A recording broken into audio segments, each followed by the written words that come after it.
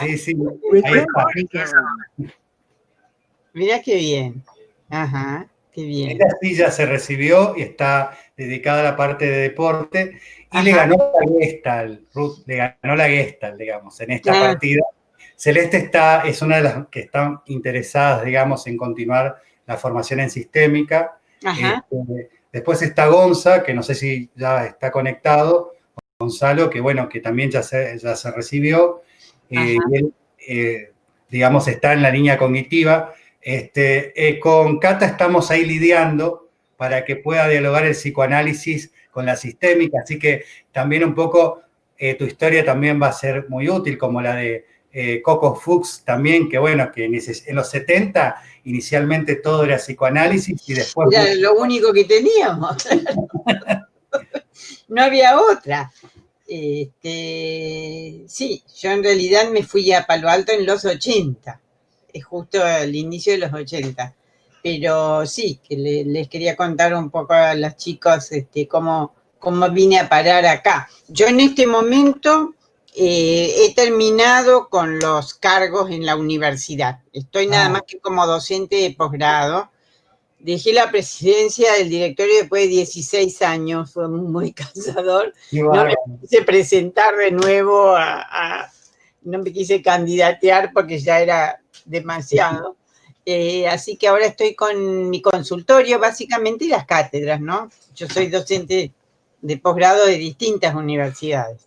Así que me gusta mucho la docencia y bueno, eso lo mantengo y también la clínica, el consultorio. ¿Podemos hacer, Ruth, un poco de historia? Sí. ¿Qué pasó en tu vida entre los 70 y los 80 y cómo llega la sistémica a tu vida? Sí, cómo no.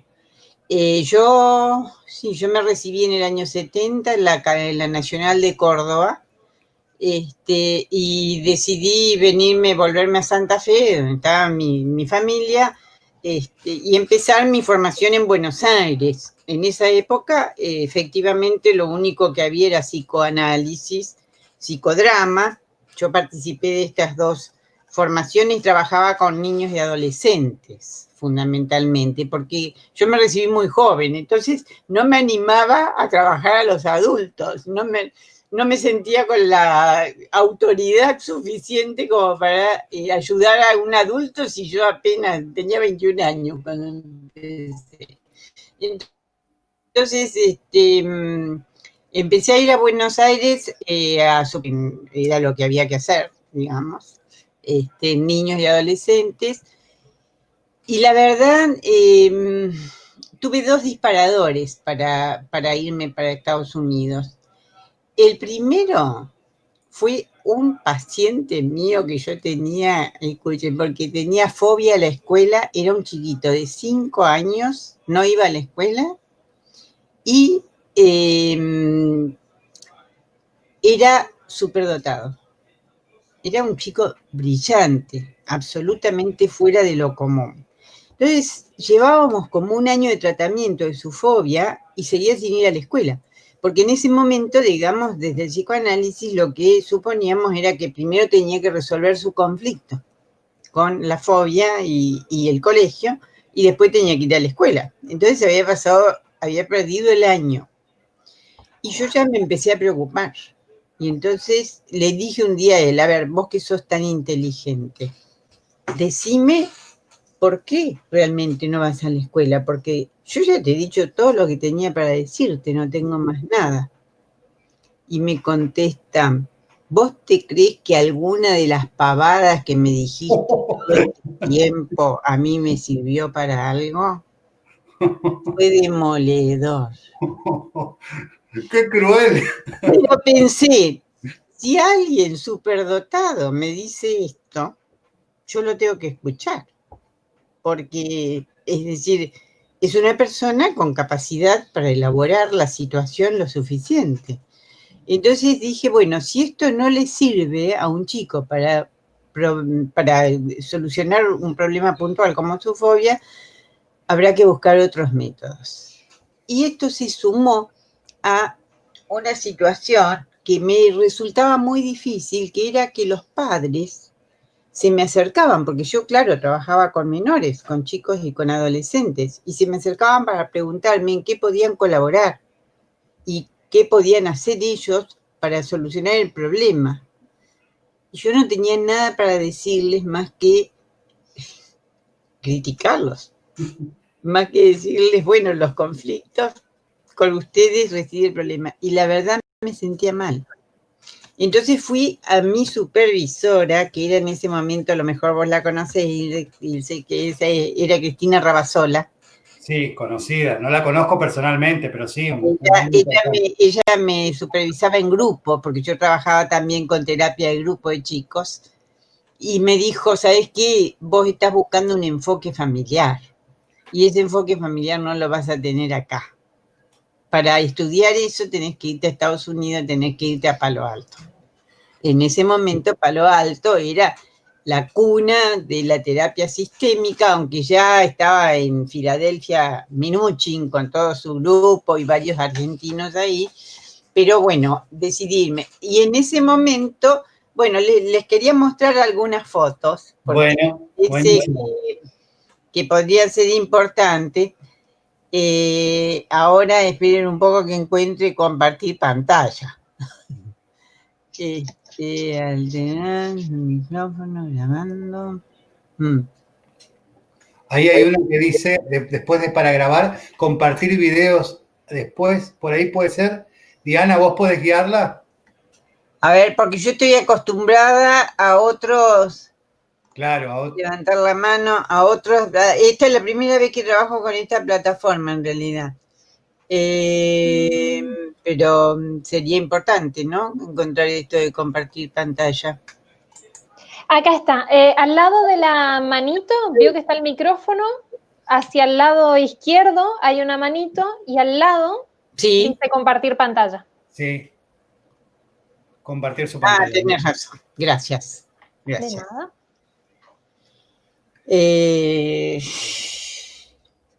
Bueno.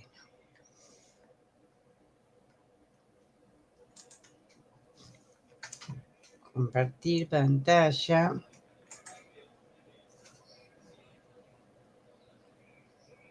¿Lo ven? No todavía.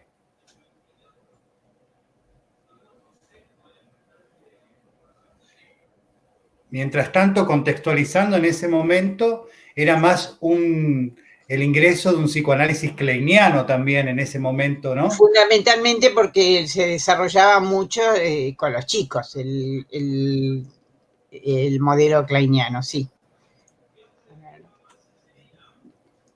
No aparece todavía, qué macana. Parece que raro. Hablamos, profe, ¿qué época era? Años, principio de los 80. O sea, yo trabajé casi 11 años en psicoanálisis de niños y adolescentes.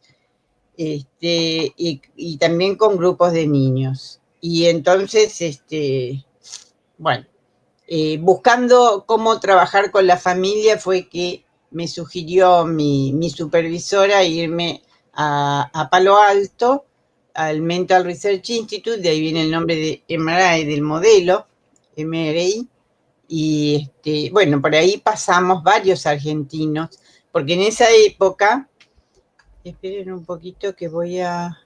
Ahora, ¿cómo vuelvo? Yo soy tan torpe para estas cosas. Nosotros estamos viendo, ¿eh? ¿Están viendo? Nosotros tenemos tu rostro, o sea... Claro, pero el video. No. El Power. Video, no el video, el Power. No lo vemos. Con diapositiva. A ver. Vuelvo acá. Compartir pantalla, toda la pantalla. Compartir.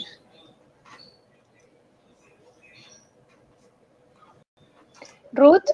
Sí. Cuando quiere compartir, haga clic sobre el dibujo de la pantalla y ahí tiene permitido compartir. Se le activa, se le pone en azul el botón compartir. Sí.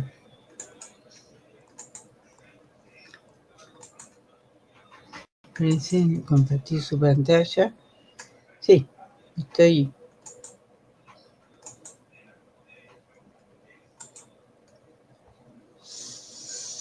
Compartir toda la pantalla. Ahí está yendo. Ahora tenés que ubicar Arriba. lo que querés compartir.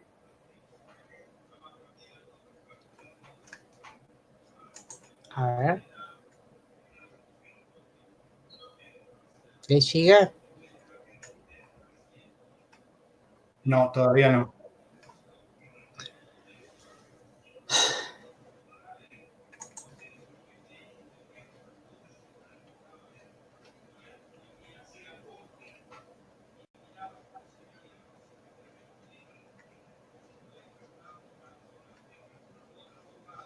Ahí está. Vos lo tenés ¿en dónde tenés el? Se ve en tu pantalla. ¿Cómo? Se ve un ratito tu pantalla y ahí tenías que darle doble clic en lo que vos querías compartir. Sí. A ver. Apareció arriba lo que tenías abierto. Estaba el correo ahí. Sí.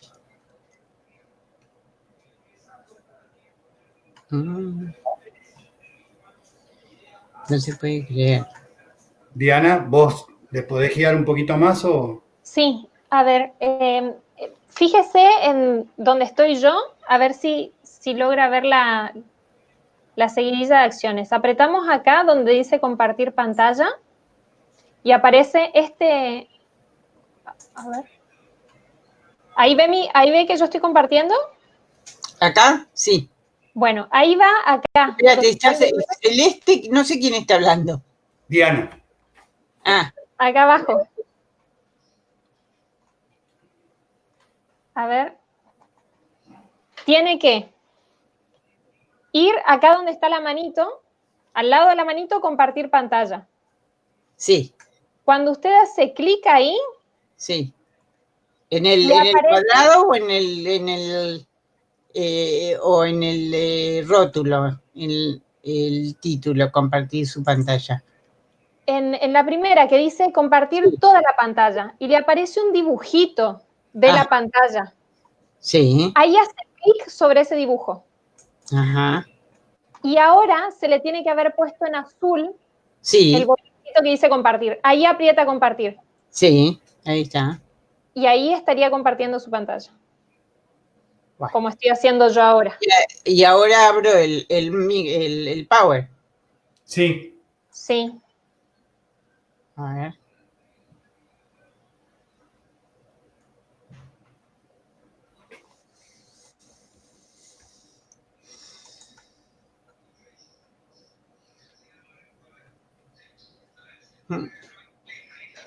La otra que puede hacer es enviar el PowerPoint y yo lo comparto por acá.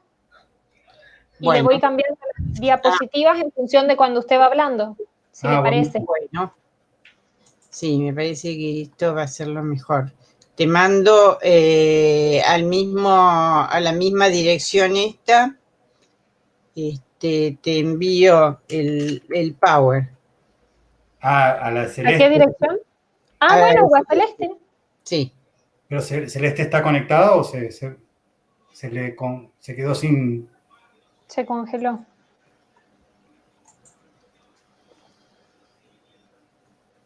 Pasale ahí, Diana, poné en la donde dice como es adscripto 2020, pasale tu correo ahí. Bueno. En WhatsApp, rápido, y yo ya le hablo a Celeste. Ya está ingresando y envío a Celeste.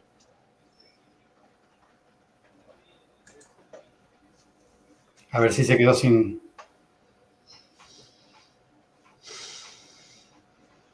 Me parece que Celeste se quedó sin internet. Justo, ¿viste? Cuando todos los he visto juntos. ¡Ay, por Dios! No van a poder. ¿Mando a otro mail? Sí, ahí le mando, en este chat puede ver mi correo. Ahí está, dianacelestesoto@gmail.com. Hola, te mandó un correo con el Power Estoy el estás en internet. el de Celeste ya lo mandé. El otro todavía no me llegó. Bueno, mientras tanto, fíjate en el correo, mandale a Diana, enviarle a Diana, por Había favor. que empezar con una ¿No? antes. Qué horror. Dale. Yo no sé si no tendré algún problema en mi computadora con la configuración de estas cosas. Porque yo no tengo problemas con, por ejemplo, con el Skype. Claro. Sí, Sí, viste, el problema con Sky es que solamente podemos ser hasta 9 o 10, creo, no más. claro. No sé cuántos son. Y no, somos, ahora debemos estar más de 22. Ah. Para hacer mención al loco, ¿viste? Bueno, ¿te parece igual mientras tanto para Sí, no...? yo más o menos les voy y les cuento un poquito. Dale, por favor. Mientras tanto, lo del MRI, lástima porque les había preparado una fotito para que la vieran, también lo vieran al MRI. ¿Ustedes a mí me ven o no? Sí, te vemos bien. Ah, bueno. El MRI, el Mental Research Institute, fue, digamos, en ese momento, es decir, ya desde el año 59, se habían reunido unos cuantos próceres de la sistémica que estaban estudiando la comunicación, Bateson, Don Jackson, John Wickland, toda esta gente que se quedó adentro del MRI, que ahí yo les quería mostrar una foto. Y en el año 59 empezaron todos. En el año 66, Richard Fish, que era uno de los del grupo que estaban estudiando, decidieron abrir dentro del MRI lo que se llamó el Brief Therapy Center, fue un grupo que se decidió a estudiar cómo resolver los problemas no más de 10 sesiones, es decir, con la idea de encontrar una terapia breve que ayudara a solucionar problemas que todos implicaban un montón de tiempo. Y entonces en las terapias tradicionales, ¿no es cierto? Ellos también estaban bajo el psicoanálisis y otros tipos de terapias más conductistas que a los americanos les gustaba. Con lo cual se pusieron a pensar que los problemas tendrían que entenderse desde otros parámetros. Y así fue como se juntaron este grupo, que fue Wickland, Fish, Siegel, y después se sumó Paul Václavic, y decidieron armar una forma de terapia, decidieron construir una forma de terapia que pudiera ayudarles en corto tiempo, una forma de terapia breve, pero con la idea no de abreviar los que ya se conocían de terapia prolongada, sino de pensar que los problemas humanos podrían construirse de una manera diferente, de pensar de una manera diferente la psicopatología y la conducta humana.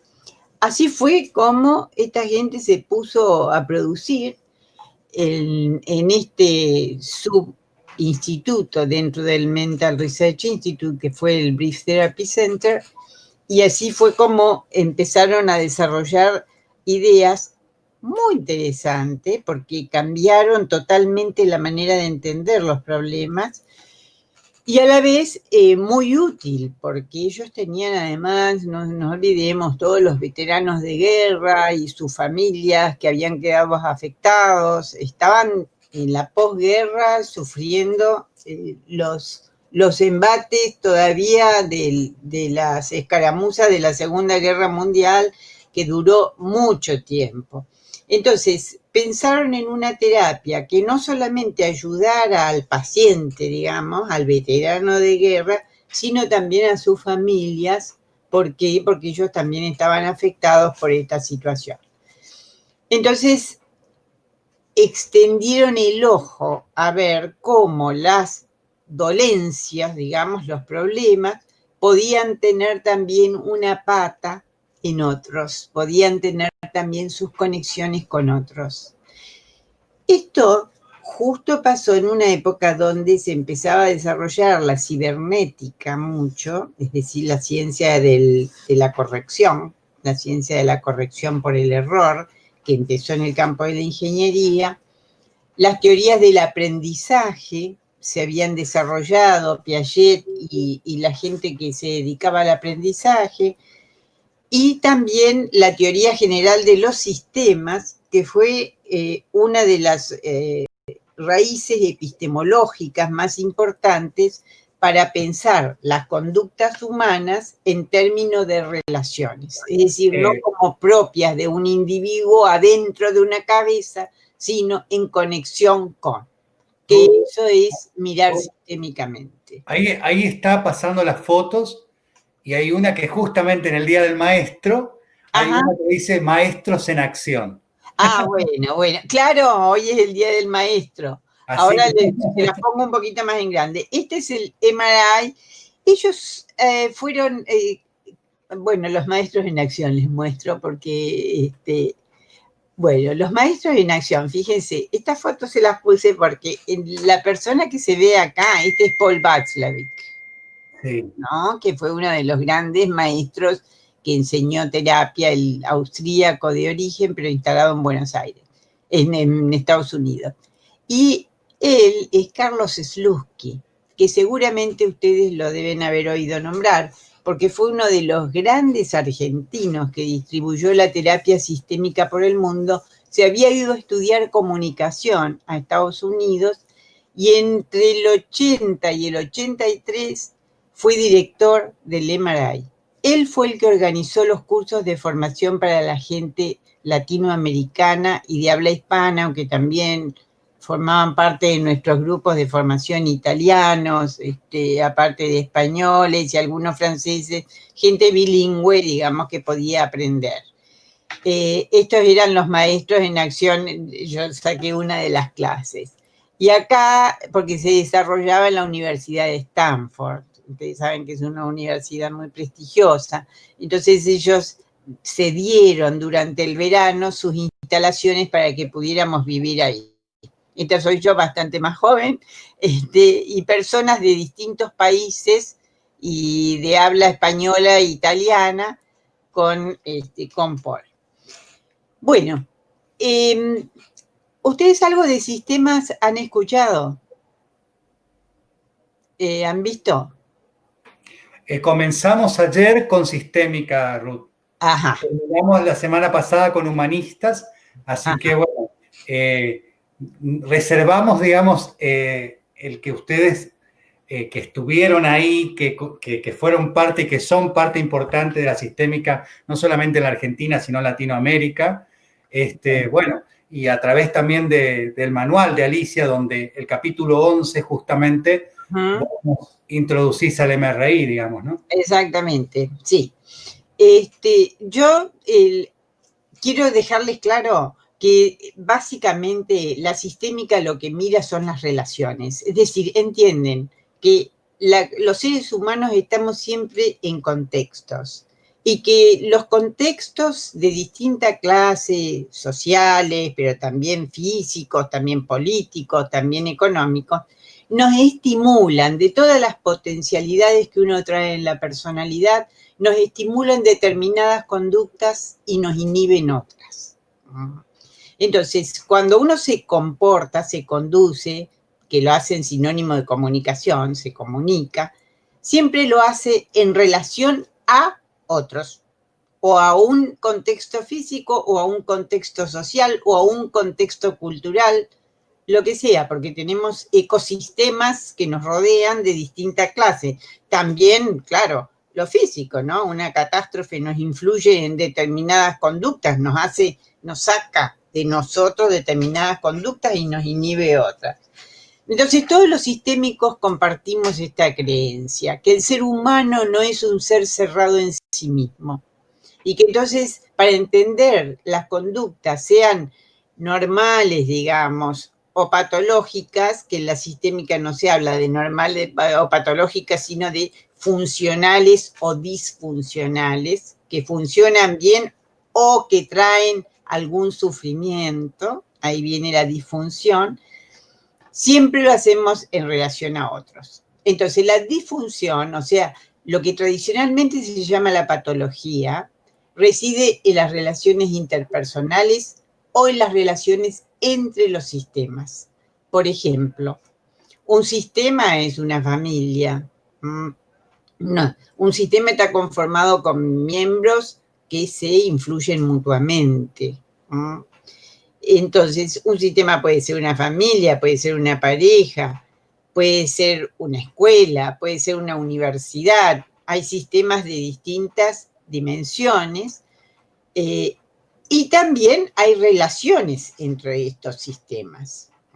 O sea que las personas no solamente estamos relacionadas con los que están más pegados a nosotros, sino también con otros sistemas más amplios que nos rodean y que nos influyen. Por ejemplo, a ver, en este momento estamos acá, ustedes y yo, teniendo determinadas conductas entre nosotros. Estas conductas, por supuesto que tienen que ver con las potencialidades que nosotros traemos en cada una de las personalidades, donde el temperamento, la genética, las conversaciones a través de toda la vida, etcétera, nos dan una identidad, una subjetividad. Ahora, ¿por qué nos estamos comportando de esta manera y con estas conductas en este momento?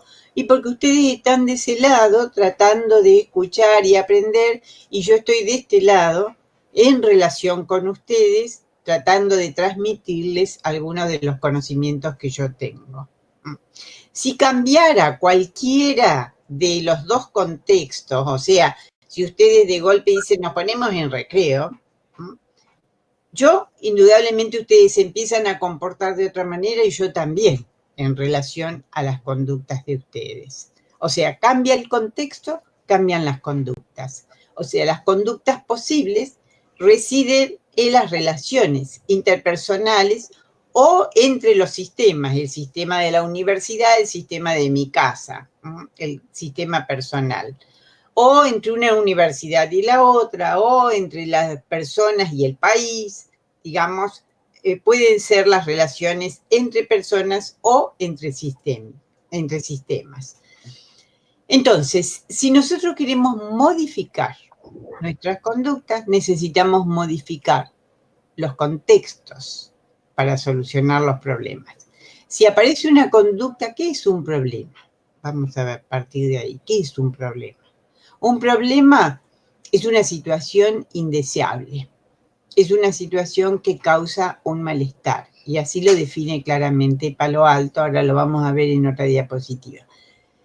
Entonces, estas conductas que pueden ser adaptadas y de bienestar o desadaptadas y de sufrimiento, causar sufrimiento en una o varias personas, están en relación a los contextos. Por lo tanto, si nosotros queremos cambiarla, necesitamos cambiar a los otros que están en relación significativa, o sea, que nos influyen a nosotros. ¿Queda claro este concepto? Porque, digamos, no es que sistémica venga solamente de una teoría de los sistemas, sino que concretamente esta gente del MRI, que fueron los primeros en estudiar estos aspectos de la conducta, pensaron en que había que entender la conducta humana no como centrada exclusivamente en un individuo, que era lo que decían hasta acá los distintos modelos de terapia, ¿no? Sino que estaban en relación a los otros significativos, a los otros que nos influyen. Y si queremos modificar una conducta, sobre todo una conducta sufriente, un problema, tenemos que cambiar esa relación. ¿Por qué? Porque la disfunción no reside adentro de cada cabeza, reside en las relaciones que se establecen.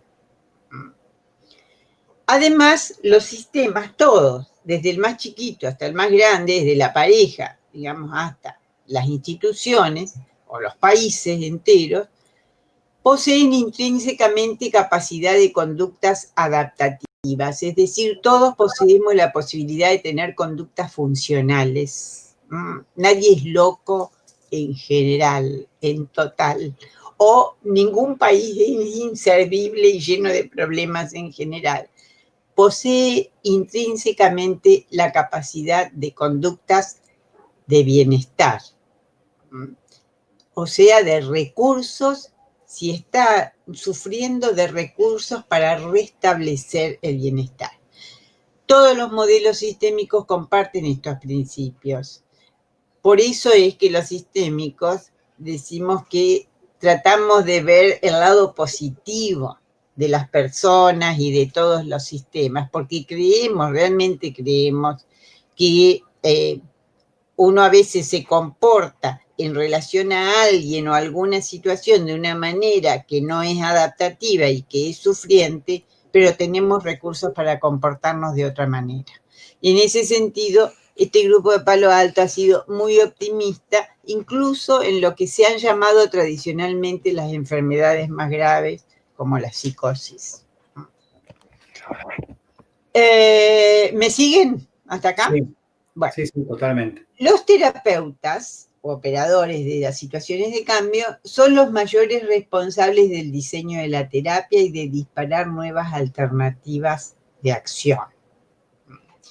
¿Qué significa? Nuevos circuitos de interacción entre la gente, nuevas pautas de organización en las instituciones, nuevos procesos de conversación entre la gente para ir significando las cosas de manera diferente, ir viéndolas de manera diferente, ir actuando de manera diferente. Los terapeutas son muy, digamos, responsables en este sentido. No los únicos, por supuesto. Pero si lo comparamos con el psicoanálisis, donde en realidad las sesiones pasan guiadas por la conversación, con mayor guía o menor guía, depende del modelo psicoanalítico que se use, de las personas, acá tenemos terapeutas activos que van directamente a cuáles son los problemas y tratando de modificar los problemas. Aún en los modelos últimos, más conversacionales dentro de la sistémica, más centrados en el diálogo y no tanto en un terapeuta directivo, aún en ese caso, el terapeuta es el responsable de orientar el proceso de la conversación. O sea, no se conversa de cualquier cosa ni de cualquier manera para producir un cambio. Entonces, son menos directivos que los primeros, como Palo Alto. Palo Alto, los terapeutas son más directivos con respecto a dónde ayudar a llevar la gente para solucionar un problema, pero de todas maneras siempre son directivos. No es que está guiado simplemente por el proceso interno del paciente lo que se conversa. Todos también comparten los distintos modelos sistémicos, Palo Alto fue el primero, pero después se desarrollaron varios, que la alianza terapéutica es el factor más importante a lo largo del proceso terapéutico. ¿Qué es esto? El enganche, ¿no? Entre terapeuta y consultante o paciente. La alianza ha sido investigada como el factor más importante.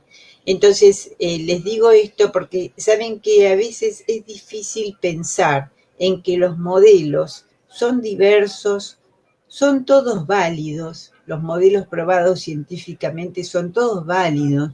No hay investigación que muestre que hay un modelo mejor que el otro para solucionar los problemas.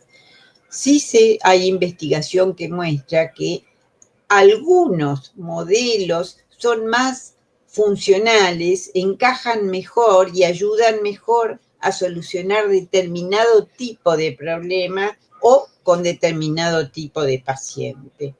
Pero no se puede ser segmentado ni mucho menos calificar un modelo como la psicoterapia y los otros menores o que no sirven. Ninguna investigación demostró que un modelo de cualquier clase, individual o sistémico, haya sido mejor que el otro. Por eso hay una gran tendencia que sobre todo se ha dado en los últimos años, a partir de los 80 y pico, hacia la integración de modelos, a tratar de solucionar los problemas usando lo mejor de cada modelo en cuanto que se puede adaptar mejor al tipo de problema y al tipo de cliente con el que se trabaja.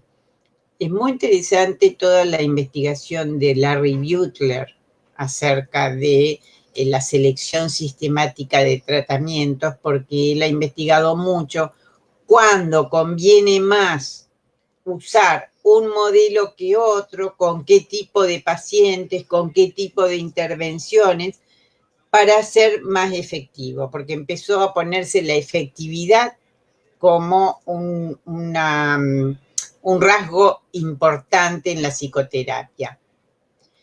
Si nosotros pensamos en realidad, a ver, ¿qué es terapia?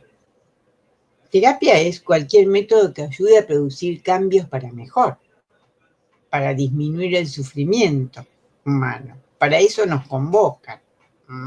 Entonces, no hay terapia sin cambio en el problema que se trae.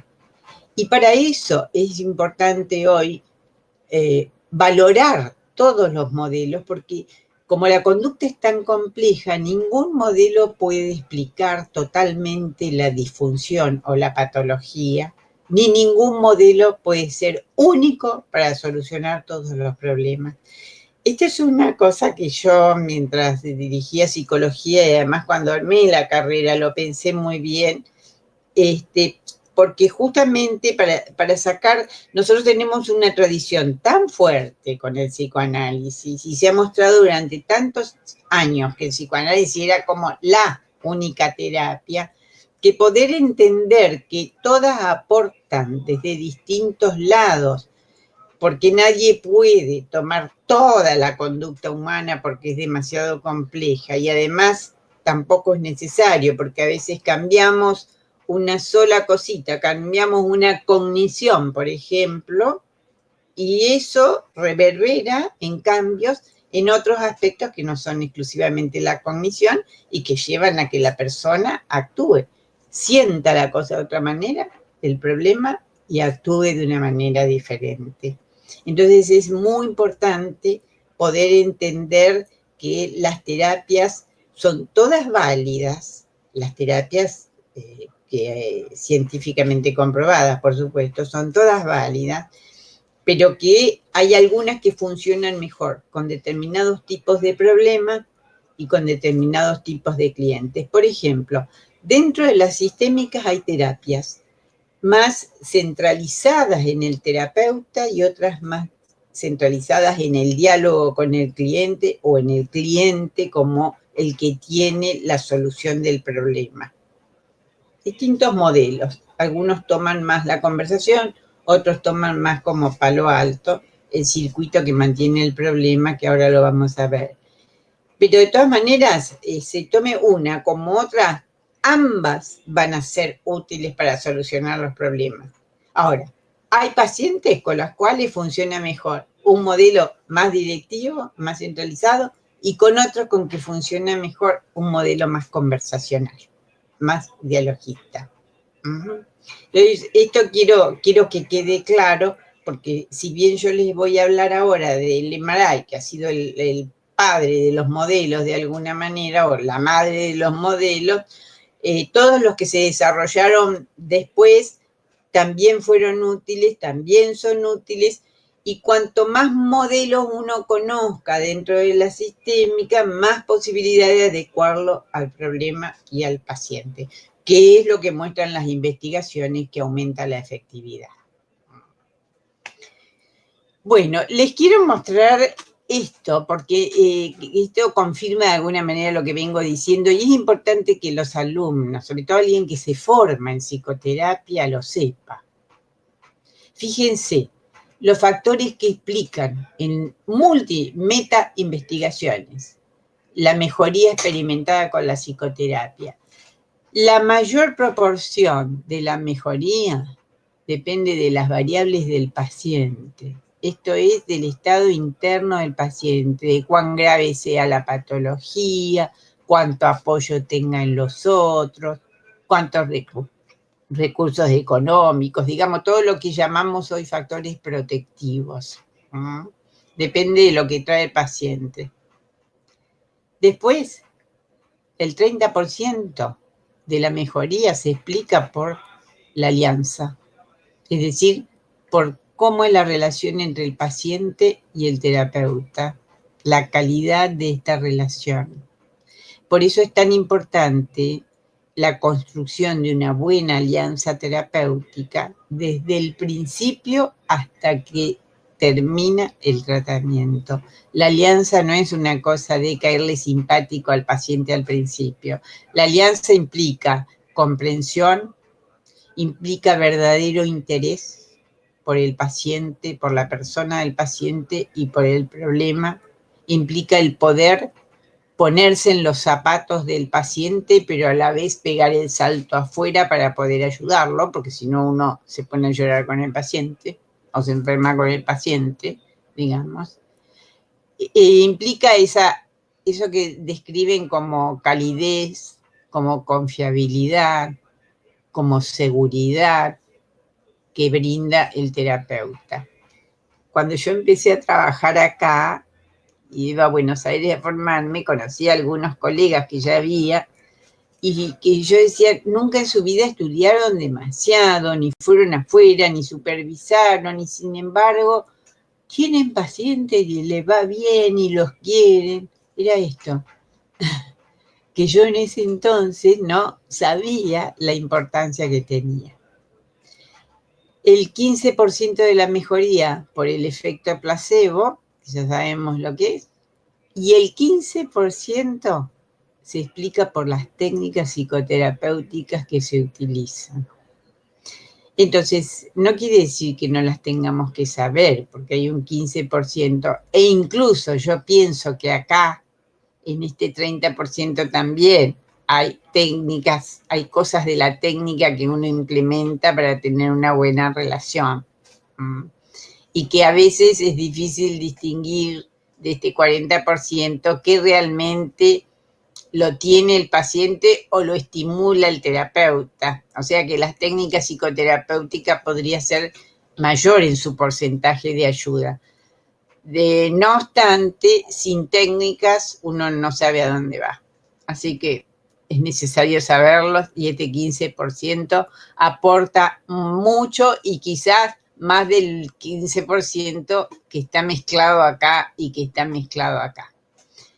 Ruth, sí. Podríamos decir esto de que en realidad cuando la técnica se incorpora, hay un ejemplo muy interesante en Minuchin que habla del samurái y la espada. Ajá. Es como una postura ya, una posición ante la terapia. Y en esa relación entre la técnica que se transforma ya en algo como esa extensión de uno, entonces termina siendo una postura, una posición. Ahí sería esto que vos decís de que también tiene algo de técnica en tanto ya está incorporada en mí. Totalmente, totalmente. Es decir, las técnicas además nos enseñan un montón acerca de cómo conectarse, ¿no?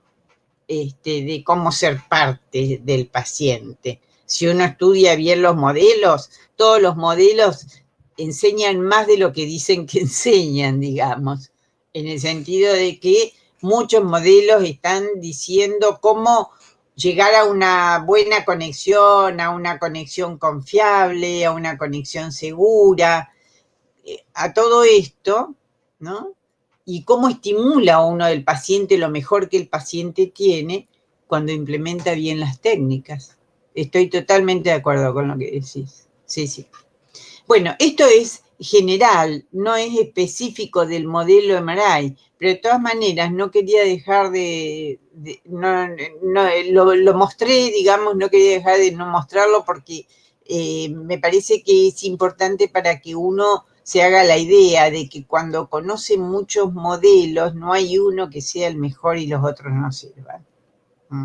Acá está el corazón de lo que un psicoterapeuta necesita hacer, no importa cuál sea el modelo. Ahora, saber bien de los modelos es tal cual vos decís, de saber meterse con el paciente de una manera adecuada, no que dañe, no que sea una espada, sino que sea un abrazo, una caricia. Perdón, Ruth. ¿Usted está hablando de algo que está compartiendo? Que estoy compartiendo, que me querés decir. ¿En imagen? Sí. ¿No ven porque... ¿No ven la imagen ustedes?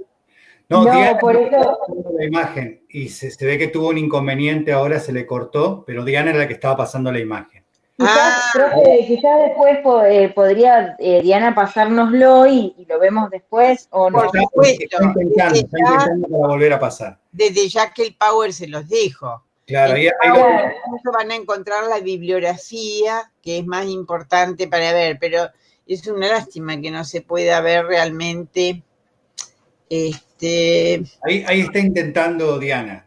O sea, ya vas a ver cómo continúa, porque se estaba viendo y se cortó ahora. Hasta donde hablaste se estaba viendo y se cortó. Una cosita de lo que vos decías, Ruth, que no, en esto de los primeros pasos. La idea de la pauta, esta palabra que por ahí, pauta y cambio, me parece que son dos términos muy importantes para el comienzo del MRI, ¿no? Sí. Pauta, porque es decir, ahora les estaba mostrando lo que era un poco los contextos, ¿no? Las personas, la familia. No sé si están viendo la imagen. No, todavía no. Diana tuvo algún inconveniente, por eso no está viendo. Están las raíces epistemológicas, los principios éticos. Les voy a hablar un poquito como para no perder el orden, a ver si te parece. Éticos del MRI, que todo modelo tiene los valores sobre los que se sustenta y que es importante considerarlos porque de alguna manera le dan a uno una idea de desde qué posición están mirando a las personas, ¿no? Desde qué actitudes están mirando a las personas, a los clientes, a los consultantes. Los principios éticos del MRI son tres, básicamente. El primero es un principio de economía. La economía, ¿a qué se refiere? A tratar de resolver los problemas con el menor gasto de energía posible. Energía, tiempo, dinero. Por eso es una terapia breve, es una terapia que hay que armarla estratégicamente para solucionar un problema. Es una terapia para resolver problemas. Ustedes saben que en general en el campo de las terapias están las terapias para resolver problemas y las terapias para generar desarrollo, crecimiento en los miembros. Estos son las terapias largas, que de alguna manera acompañan a lo largo de la vida y que entonces tienen como objetivo ir descubriendo de uno distintos tipos de elementos, de conductas, de posibilidades que uno tiene, y esto requiere de tiempo, como es el psicoanálisis, por ejemplo. Y después tenemos las terapias para resolver problemas, que son terapias breves centradas en la resolución de problemas focales. Esto forma parte de la ética del MRI, la economía, en el sentido de dinero, energía y esfuerzo, pero hay que centrarse en un problema y hacer todo lo posible para resolver ese problema. Por eso entra dentro de las terapias breves y estratégicas. El segundo principio ético es el respeto por el lenguaje o por la cultura del cliente. Esto es por los valores. El lenguaje es un equivalente de cultura, de visión del mundo. Respeto por la visión del mundo que tiene el paciente o el consultante y que se refiere a las creencias, a los valores, a las costumbres, lo que se conoce como cultura, que es importante respetarla y no confrontarla, porque en la medida en que uno lo confronta la cultura del cliente, recibe rechazo por parte de él. Y el terapeuta en realidad es una persona que influencia, ¿no? Que tiene que tener influencia para ayudarlo a salir de su situación problemática hacia otras no problemáticas. Y esto implica también, y es el tercer principio ético, una posición activa por parte del terapeuta. El terapeuta no se convierte simplemente en el que escucha el discurso del paciente, sino que también hace intervenciones, tiene conductas activas para orientar hacia la resolución del problema. En los sistémicos, digamos, Palo Alto y Minuchin, el modelo estructural, han sido como los más directivos, en el sentido de que el terapeuta es el que pone más énfasis en hacia dónde ir. Pero bueno, los recursos son del paciente, y si el paciente no tiene los recursos, el terapeuta no puede inventar nada. Hay que pensar que no hay cambio que venga de afuera. Todos los cambios en realidad se producen adentro. Lo que puede pasar es que el terapeuta sea más instador de los cambios, más directivo en ese sentido o menos directivo. Pero digamos los recursos o la falta de recursos están básicamente en los clientes, por supuesto. Si el cliente tiene más recursos, es más fácil que solucione los problemas.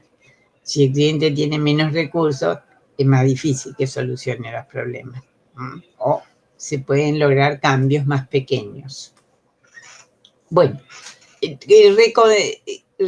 Diana, ¿vos pudiste retomar el video o no? El Power. Acá me dice que lo estoy compartiendo, pero ustedes no lo están viendo, así que supongo que en la grabación va a salir. Ajá. Pero estoy viendo si les puedo mandar a los chicos por correo, así lo van siguiendo ellos. Claro. A ver si puedo, si vuelvo a...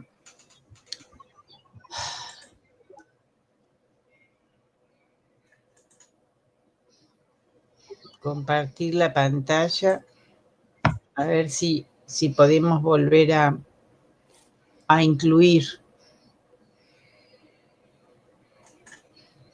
Mientras tanto, también me parece interesante esto que vos habías apuntado, que subyace en la formación del terapeuta, Sí. de que la idea no es ver al paciente desde una teoría, sino formarse para ver qué teoría y qué abordaje le es más favorable como servicio al paciente. Exactamente. Y esto depende en parte del tipo de problema y en parte del estilo del paciente.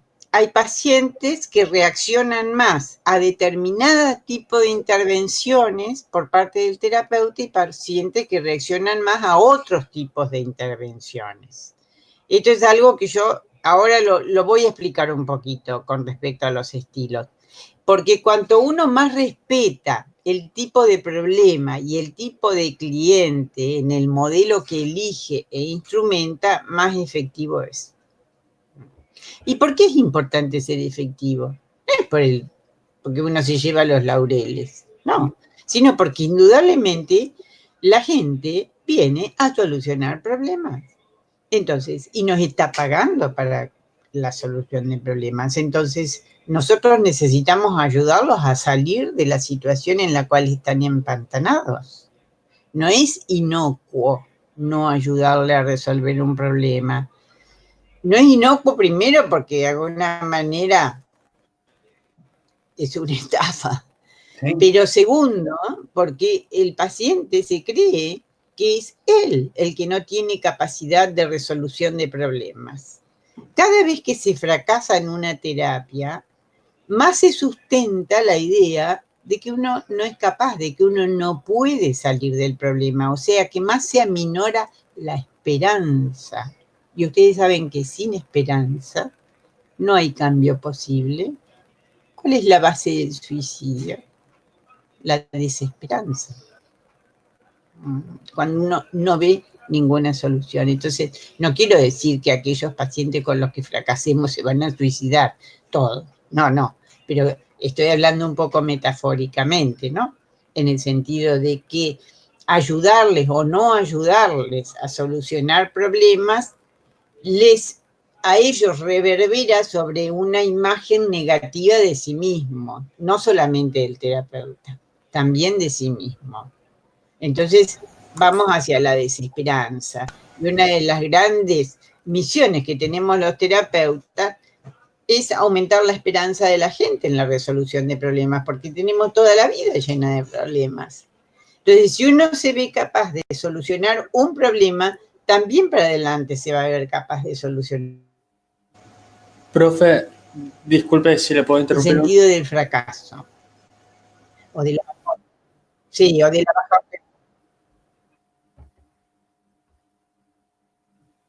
Se le congeló un poquito la imagen. Le quería hacer una pregunta operativa. escuchan? Sí, se la escucha.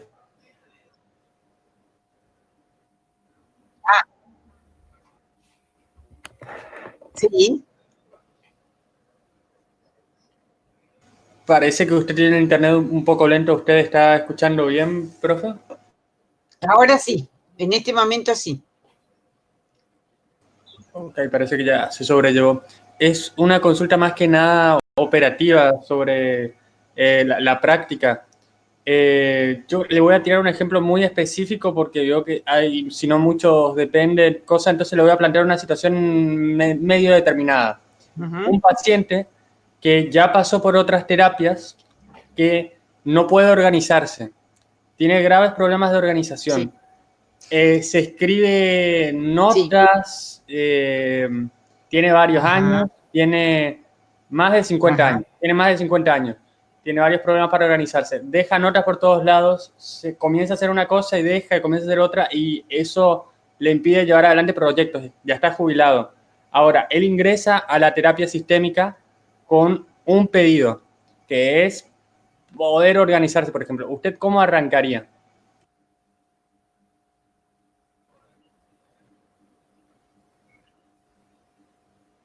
¿Un pedido que es qué? Perdón. ¿Cuál es el pedido? Poder organizarse. No te escucho. Ese es el primer pedido. ¿Se me escucha ahí? Creo que de figura que tiene usted problema de internet, le voy a escribir por el chat. Sí. Ahí estás de vuelta, Ruth. Sí, ahí estoy. El pedido es organizarse. ¿Cómo organizarse? Poder organizarse, dice Javier. Bueno, sí. Lo voy a... es muy interesante la pregunta. Me esperás unos segundos, unos minutos que voy a avanzar con el modelo para que nos demos cuenta que necesitamos saber para ayudarlo, para actuar en la solución del problema. Primero, lo primero y más importante es que este modelo tiene, por supuesto, supuesto teórico y después la técnica que se deriva para trabajar sobre los supuestos teóricos. Primero hay que definir muy claramente qué es un problema. Un problema, los problemas son situaciones que se significan por uno o por más miembros como indeseables, como les decía yo al principio. O sea, es difícil que haya problemas objetivos. Algunos, de hecho, que son problemas para todo el mundo y podríamos decir son objetivos, qué sé yo, una ciudad, que a uno lo toca, ¿no es cierto? Pero en general, todos los problemas son situaciones que se significan.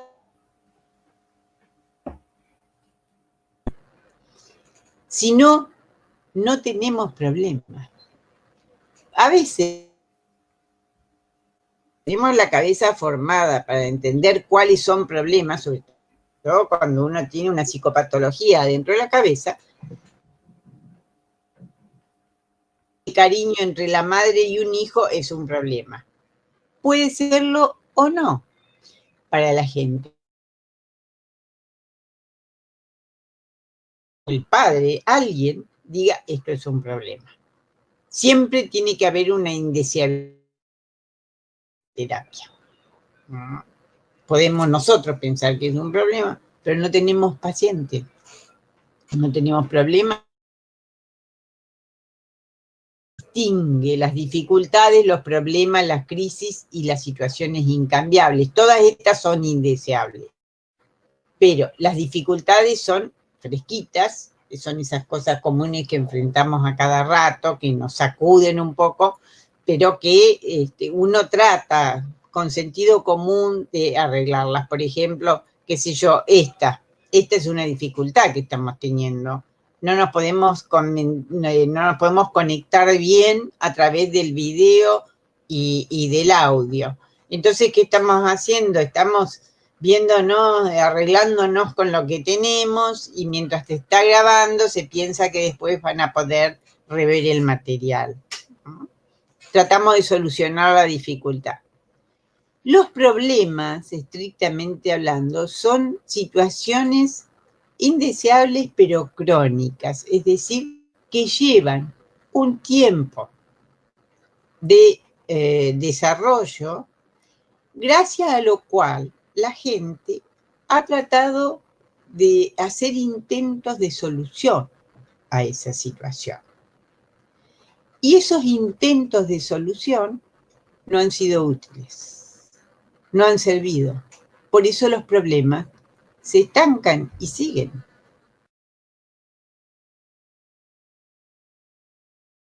Me recuerda esta imagen, ¿no? De cuando vos hablas del problema de la rueda empantanada, ¿no? La persona quiere sacar el auto como sea y más acelera y más se hunde. Exactamente. ¿Y qué dicen ellos? Que la gente tiende a hacer cosas de la misma clase, aunque no sirvan, tiende a hacer cosas de la misma clase pensando en que esta es la única solución para ese problema. Y entonces lo que hacen es anclarla cada vez más a lo largo del tiempo. O sea, que los problemas son situaciones indeseables que en algún momento de la vida aparecieron, uno empieza a tratar de solucionarla como si fuera una dificultad y empieza a usar métodos errados. Esta idea que parece obvia y tonta, yo creo que fue las terapias, porque si nosotros nos ponemos a pensar cuando conocemos distintos modelos, cambiar lo que el paciente viene haciendo, o lo que viene pensando, cognitiva, o lo que viene sintiendo en las Gestalt, lo que viene haciendo en las terapias más sistémicas. Entonces, los problemas siempre se empantanan por situaciones, acciones, sentimientos, pensamientos que no sirven para solucionarlos. ¿Y por qué? ¿Por qué hacemos esto? Ellos dicen, no es porque la gente sea loca o mala, sino porque la gente no se da cuenta y cree, como tiene una visión de la situación, cree que la única manera de solucionarlo es por el lado que vienen así. Supongamos que dos padres ven que un chico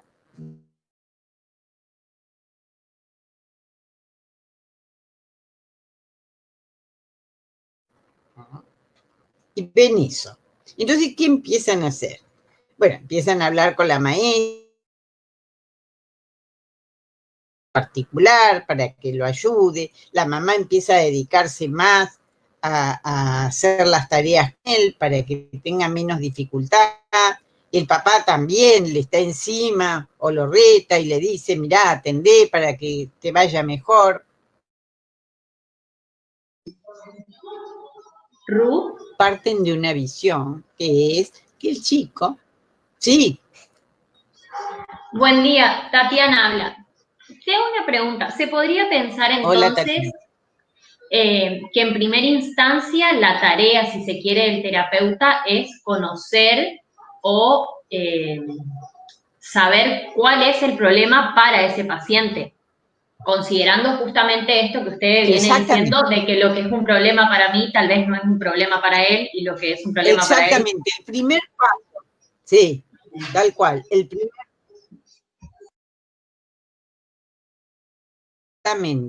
Exactamente. El supuesto teórico es que los problemas son situaciones que si no, no hay problema. Entonces siempre necesitamos alguien que diga, esto no anda bien, esto es indeseable, esto no lo queremos. Puede haber 20.000 chicos con problemas en la escuela y 20.000 padres que no lo significan como problema. Y que el chico anda, los tumba y bueno, lo empujan, hablan con la maestra, etcétera, pero no acuden nunca a un profesional porque no lo consideran un problema como para que se cambie. De hecho, muchos de nosotros convivimos con un montón de situaciones que alguien de afuera vendría a decir, che, ¿cómo vivís con ese nivel de discusión entre vos y tu marido? Y para nosotros no es un problema. Siempre se necesita. Y por lo tanto, el primer paso, ya hablando de la técnica, ¿no es cierto? Porque estos son supuestos teóricos y después viene la técnica.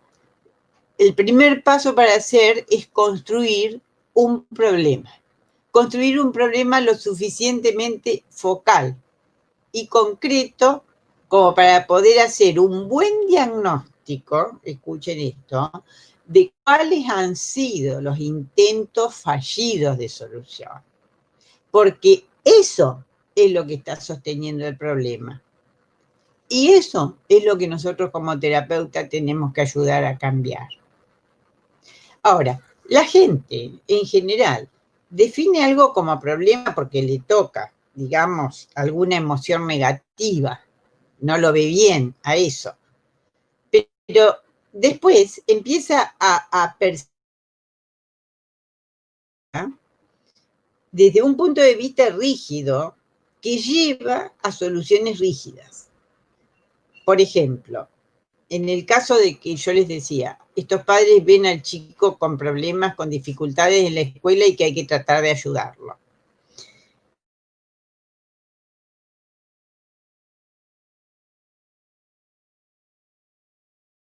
Propios parámetros, esto es una cosa importante. Por lo tanto, hay que cambiarla. Ahora, si le ponen una maestra particular, si hablan con la maestra, si la mamá también se dedica a ayudarlo, si el papá le habla para convencerlo de que haga otra cosa, etcétera, etcétera, es porque están viendo esta como algo que el chico está haciendo porque no puede, porque necesita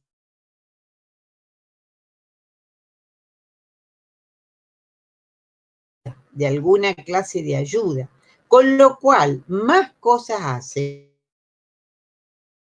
en la escuela. La forma de ver las cosas y de actuar en consecuencia a cómo se ve es lo que está manteniendo el problema.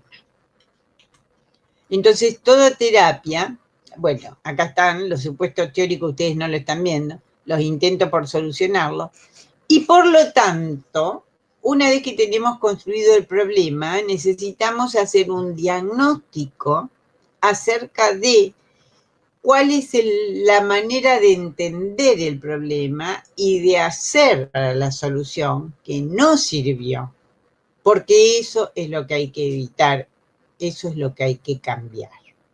Por eso el objetivo, desde el punto de vista teórico del modelo de Marais, es bloquear o modificar lo que se llama el circuito de mantenimiento, que son las formas de ver y de actuar frente al problema que no sirvieron. Ruth, yo te quería avisar de que sí se está transmitiendo el PowerPoint. Ah, qué bueno. Ah, qué bueno. Entonces, primer supuesto teórico, los problemas son situaciones significadas por alguien como indeseables, ¿no? Las dificultades no son crónicas, las dificultades son cosas que surgen en la vida y estamos solucionando con sentido común, como nosotros, que ustedes tratan de hacer cosas para solucionar el problema del video. Estas son formas de solucionar las dificultades. Ahora, si nosotros tuviéramos 15 clases y tenemos este tipo de dificultades en las 15 clases, esa dificultad ya se convirtió en un problema. ¿Y gracias a qué? A que nosotros hemos empezado a hacer cosas que no sirven. Y todas estas cosas que no sirven forman el circuito de mantenimiento, porque en vez de solucionar, ancla el problema. Y eso es lo que vamos a tener que cambiar. Las crisis son dificultades que están muy llenas de angustia y entonces desorganizan la forma de acción. Y las situaciones incambiables son aquellas infortunios, desgracias, que a veces tratamos de cambiar porque no nos damos cuenta de que son incambiables. Y generamos problemas donde no los hay, porque una situación incambiable no se puede cambiar, no tiene solución, no es un problema. Una situación incambiable, qué sé yo, la muerte de un hijo. Si yo trato de ver cómo solucionar eso, voy a fracasar y voy a fracasar, porque nadie lo puede resucitar. Distinto es si yo intento ver qué otra actitud puedo tener ante la situación, pero entonces el problema sí es cambiable. Es cómo yo veo la muerte de mi hijo. Pero las situaciones incambiables hay que aceptarlas. La aceptación, y a veces uno logra compensar. Vuelvo, nos hemos desorganizado un poco por este problema. Entonces, que una vez que tenemos definido el problema concreto, necesitamos hacer un diagnóstico de cuáles han sido los intentos por solucionarlo. Esto se llama circuito de mantenimiento, porque mantiene el problema en vez de desanclarlo, que puede estar basado en las creencias, en cómo yo veo el problema, cómo yo estoy juzgando ese problema y haciendo determinadas cosas. A veces hay muchos involucrados en el hacer. A veces, si el problema sobre todo chicos, están involucrados maestros generalmente, a veces los abuelos, digamos, otras personas. Todos los que están intentando solucionarlo y no lo logran, forman parte del circuito de mantenimiento, en este caso interaccional. Pero también es un circuito de mantenimiento ideológico, es decir, se ve al chico de una determinada manera, se entiende el problema de una determinada manera, se cree que el problema es tal. Y hay otras maneras de entender el problema y otras alternativas de acción, que el paciente no lo ve. El paciente o su contexto inmediato no lo ve. No porque sea loco ni porque sea malo, porque no lo ve. ¿Saben por qué? Y acá entra a tallar la filosofía constructivista, que es otro de los pilares de o construccionista, que son pilares filosóficos, que dicen que en realidad de las realidades nosotros vemos aquello que podemos ver desde los parámetros que estamos usando para verlas. Es decir, nadie ve todo, supongamos, yo quiero entender la conducta de un chico, yo veo algún aspecto desde lo que a mí me interesa, desde lo que para mí es importante. No veo todo, chicos. En una situación problema vemos una parte. Eso se define como problema. Pero podríamos ver otras partes, por lo tanto también tener otras reacciones. Entonces, lo que Palo Alto quiere es ayudar a que este circuito de mantenimiento ideológico fracasado, de ver la cosa de una sola manera y por lo tanto hacer cosas de una misma clase, lo podamos cambiar y ampliemos las alternativas, tanto de visión como de acción frente al problema. Y con eso vamos a tratar de solucionarlo. Y yo creo que esta idea, que es tan simple, es genial, porque en realidad, si vemos nosotros en la vida, en realidad, ¿qué es lo que nos ayuda a trabarnos, a sufrir o al bienestar? No quedarnos en aquello que nosotros vemos negativamente y por lo tanto nos trae pensamientos, sentimientos y acciones negativas. Pero para eso, ¿qué tenemos que hacer? Ampliar el horizonte de nuestra visión, decir que las cosas son de otra manera y por lo tanto hacer otras cosas diferentes a las que venimos haciendo. Entonces, el foco, desde el punto de vista teórico, de Palo Alto para la modificación del problema o para la terapia es sinónimo de modificación, ¿no?, de cambio, es bloquear o modificar este circuito de mantenimiento. Ayudar a que la gente le vea otras aristas a la situación problema y por lo tanto haga cosas diferentes a las que viene haciendo. Y este es el corazón del modelo de Palo Alto. Muy simple si uno lo ve desde el punto de vista teórico y técnico. Lo que pasa es que no es fácil de hacerlo en la realidad. No es fácil hacer este diagnóstico y llevar a que la gente se mueva de actuar. Y ahí está el arte, digamos, y por eso es que estudiar más el modelo y los libros que enseñan acerca del modelo. Pero la teoría y la técnica de Palo Alto es súper simple. Es complejo llevarlo a la práctica, porque implica hacer cosas que uno tiene que aprender a hacer. No cualquiera, yo no puedo viene un paciente con un problema y yo le digo, a ver, vamos a focalizarnos. Este problema no es tan complejo como usted dice, es tal cosa. Yo no le puedo imponer a la gente. Bueno, hay que tratar de construir el problema, de ayudarlo a que focalice o concretice. Además hay gente menos focalizadas que otras. Ahora voy a tomar el ejemplo de lo que no sé quién fue el alumno, porque como no los veo, habló sobre la...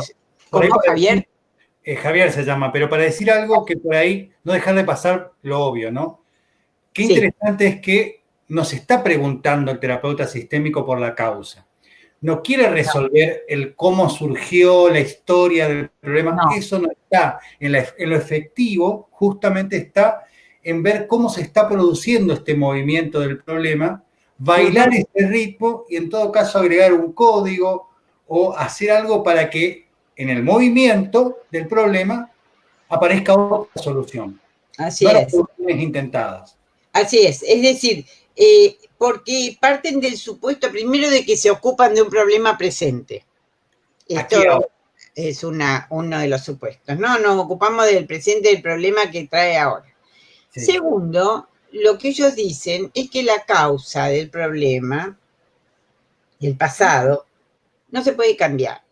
Además, nosotros tenemos percepciones siempre, de todo, de lo presente, de lo actual, de lo pasado, de todo tenemos percepciones.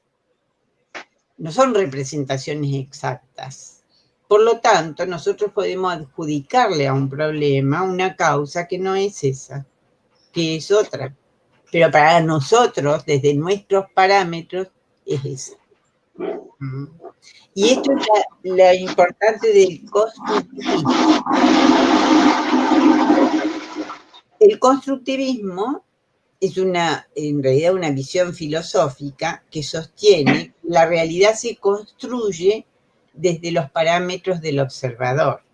O sea, que si yo digo, esta lámpara que está iluminándome acá, ¿por qué? Porque yo desde mis parámetros puedo comparar con otras y digo, esta es fuerte, esta es intensa. Alguien que no conociera acerca de las lámparas vendría y diría, qué linda lámpara esta, qué lindo color que tiene. Percibiría otra cosa.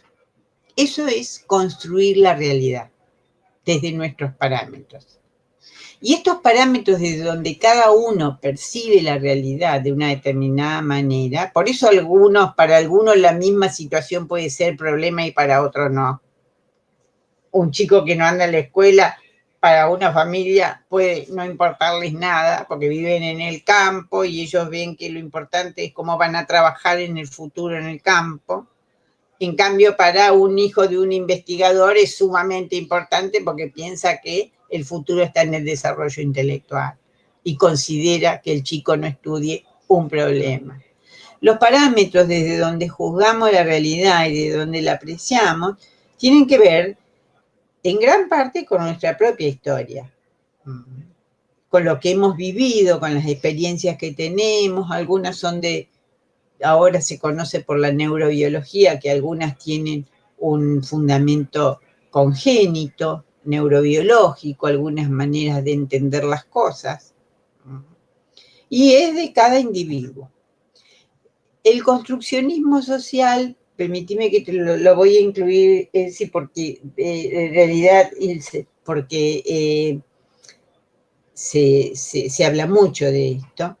¿En qué se diferencia del constructivismo? En que el construccionismo social dice que se define la realidad por los consensos sociales. O sea que si todos decimos esta lámpara es intensa, la lámpara es intensa.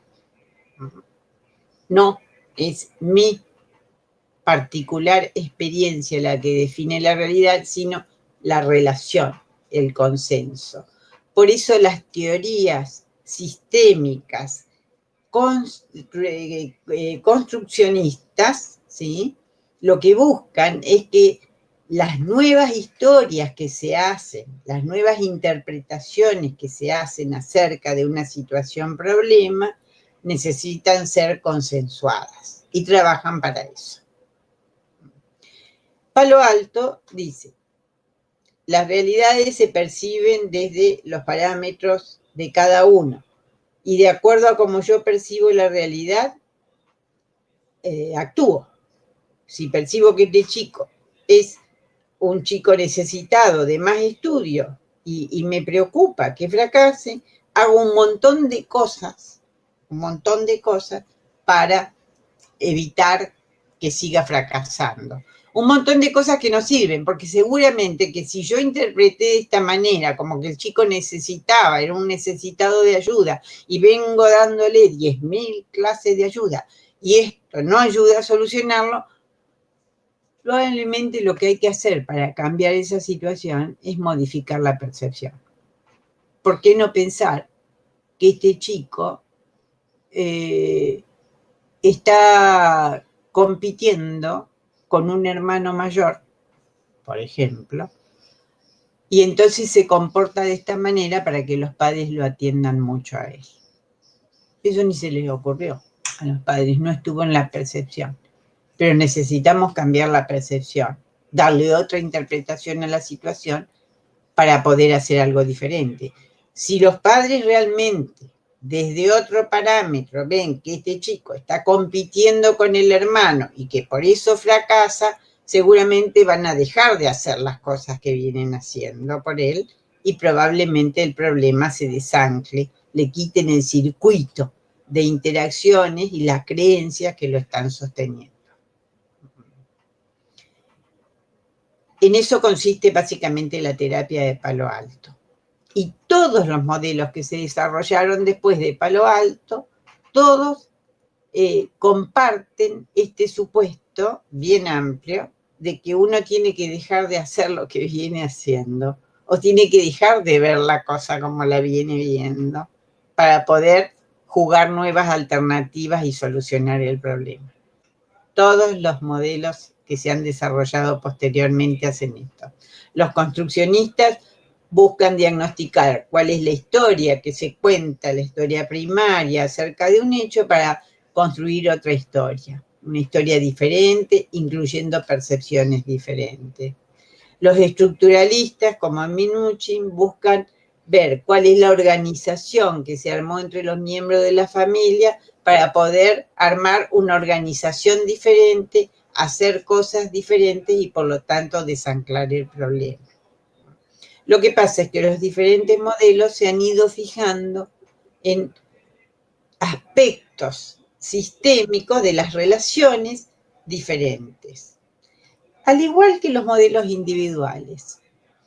Un modelo se distingue de otro en el sentido de que pone el énfasis en algún elemento que está en juego diferente.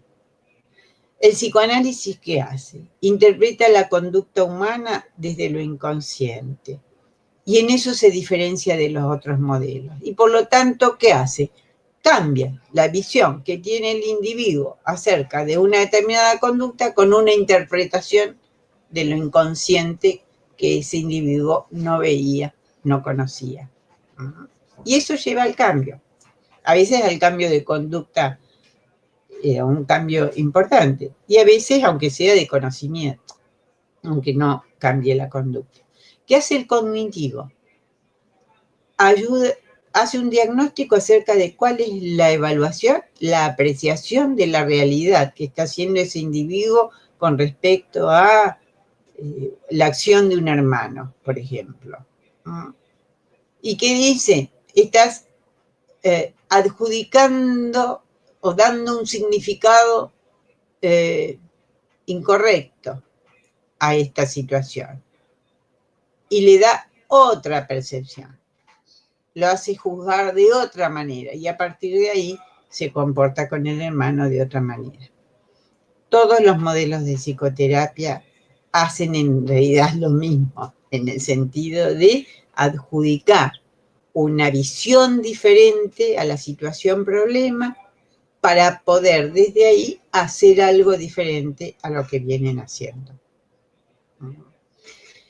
Y en ese sentido, Palo Alto fue como la guía fundamental, digamos, que mostró la base de cualquier psicoterapia. Por eso yo creo que es un metamodelo, es un modelo cuyos principios los encontramos en todos los modelos de psicoterapia que se han desarrollado. Hasta miren si pensamos hasta físicamente en medicación como terapia.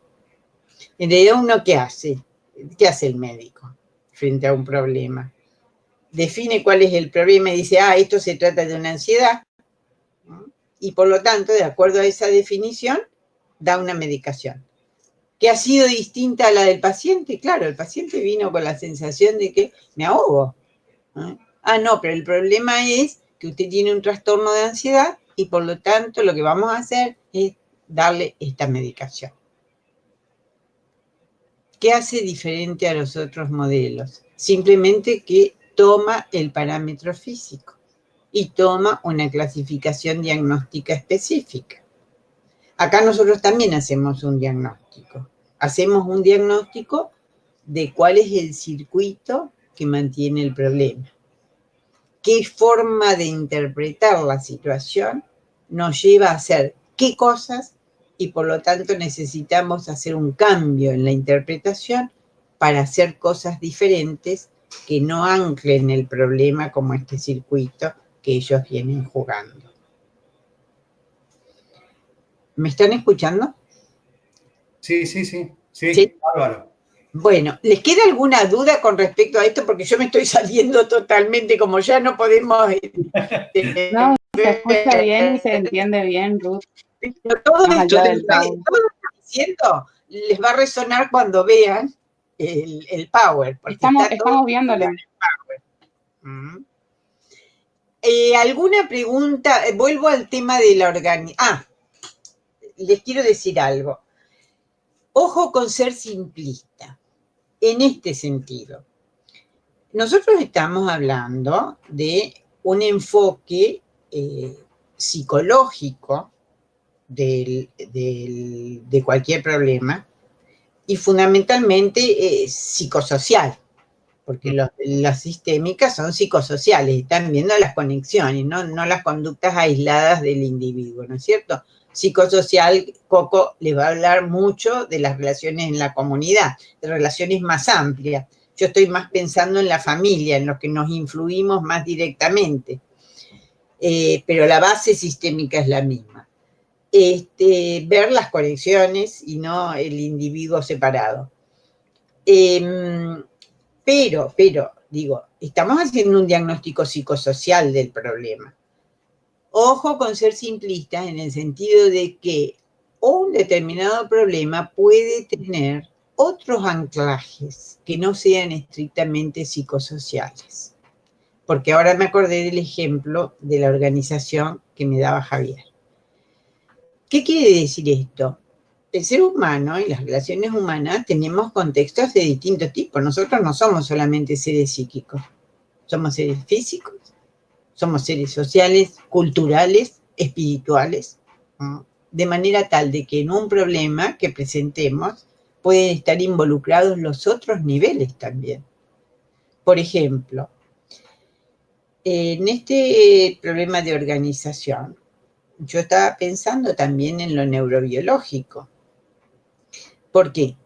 Porque ya sabemos, habría que investigar un poquito para atrás, y en eso la historia ayudaría a hacer un diagnóstico, no un tratamiento, pero sí podría ser un diagnóstico, porque cuando hay involucrados aspectos biológicos, pueden ser desde el nacimiento, y eso nos da, digamos, conocer cómo ha sido la evolución, nos da una herramienta importante para hacer un diagnóstico. Yo ya estaba pensando, ¿y si esta persona es ADD? Es decir, tiene un síndrome de distracción.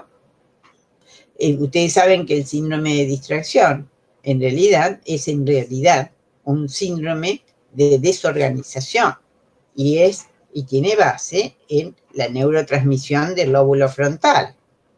Y hay desorganización y a consecuencia de la desorganización hay distracción o hiperactividad. Entonces, muchos de los problemas, ojo, que aparecen como de organización, hay que hacer una investigación del aspecto neurobiológico y del desarrollo.